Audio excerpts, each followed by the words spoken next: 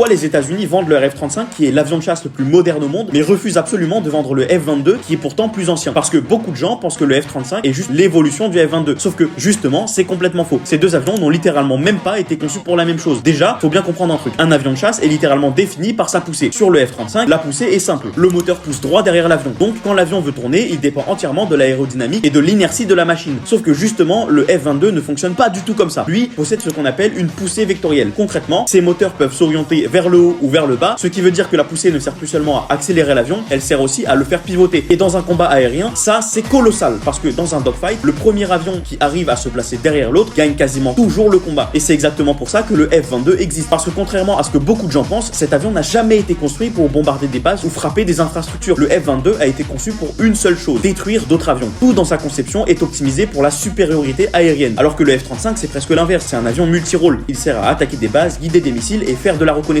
Et c'est pour ça que les États-Unis refusent absolument de vendre le F-22. Parce qu'aujourd'hui encore, même des avions extrêmement performants comme le Rafale ou l'Eurofighter ne pourraient rien faire face à lui.